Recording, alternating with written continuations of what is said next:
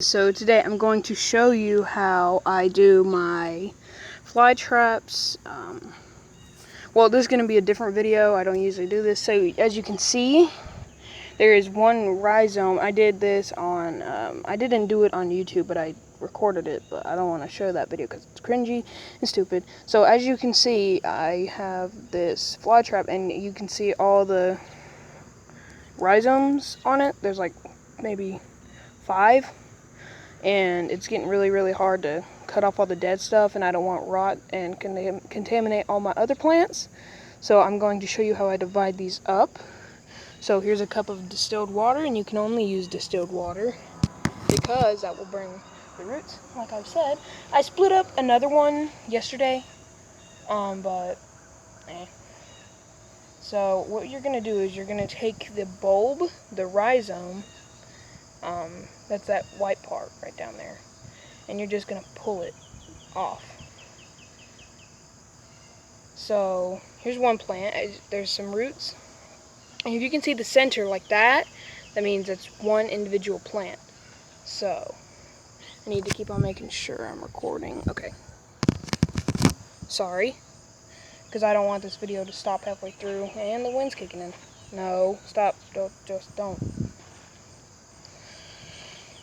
Why I have them on a paper towel is because there's dirt, like actual dirt on this wall, and I don't want that to burn any of the roots. So there's a second plant. So Jesus Christ, stop.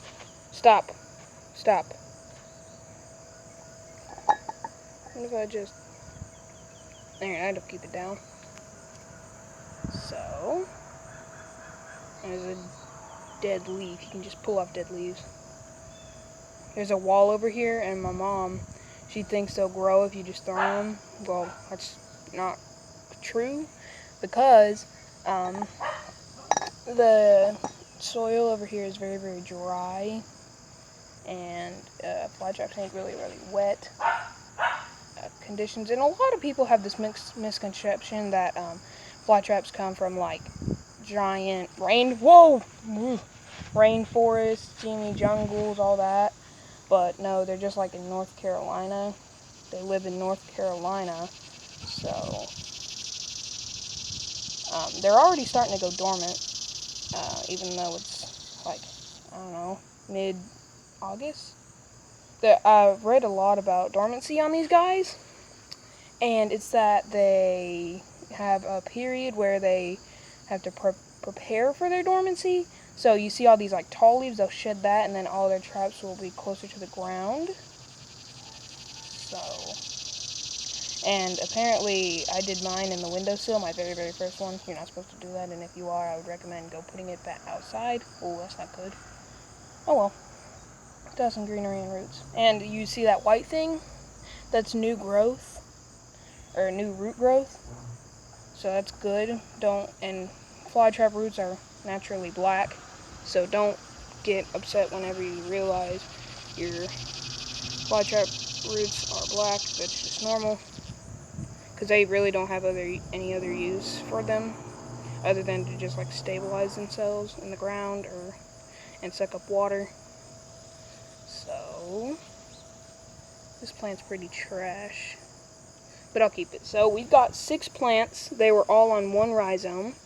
So as you can see, 6 plants all in one rhizome. So we're just gonna bury them. I have these forceps, and I just take it and I'll just poke a hole and I'll put them in. I'll see you guys whenever I do that. Okay, so I've gotten like 2 of them down. I don't know. So if you want to know how to plant a fly trap instead, so you see this white bulb, I've said that a million times, a rhizome. It's white, it's just the shadow, whatever. And you take this part, do not bury where the new growth comes out, because it comes out through the middle. As you can see, there's like babies down there. If it'll focus, Jesus. Well, there's babies down there. There's baby fly traps that'll grow up and be like that tall. And this is what one's trying to go to dormant. That's early signs of dormancy. You see how the leaves are closer to the ground. That's one sign. So you take this and you dig a hole. Let me dig a hole real quick. So then you dig a hole and you put the root in there first. And then, oh, this is going to be hard to do with one hand. Try not to trigger any of the traps. It's kind of inevitable. Just try not to trigger all of them. Jesus Christ. Hold on. So you just put the roots in there and then don't cover up that. Just put the rhizome in there and just pack it down lightly. Just pack down as hard as you would push on your eye. That's what I go by. And let me finish up these. So there they all are. It might be a small difference, so I remember putting that one in. Jesus Christ, just focus. God.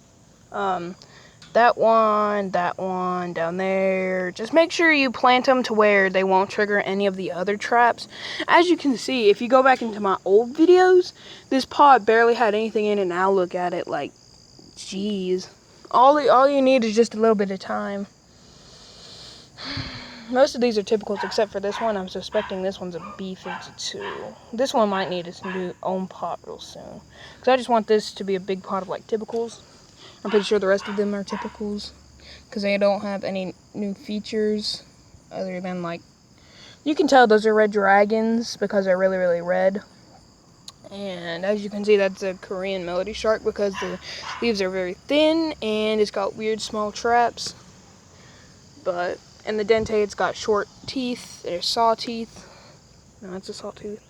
And just, you can see some features from all of them. So, I'm really happy with this pot so far this year. This is my first year with this entire cage. So, we'll see how this happens, see what happens next year. So, I'm just, sorry for the barking in the background. I'm going to put them in my garage. And I am going to put the grow lights on them. And I'm going to wait for them to go dormant so cold air can get in there, but I'll keep a heater in there so it won't freeze. Because go check out Johnny. Johnny, he's really, really funny. He grows carnivorous plants too, and he doesn't just grow fly traps, he grows Sarracenia, Nepenthes. He's got big Nepenthes. And I want to do something with my Nepenthes. I want to show you guys something. Let me just lock up my cage.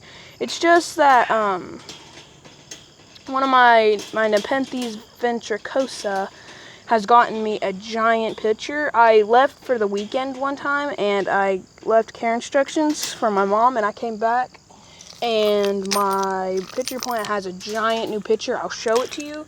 It's bigger than any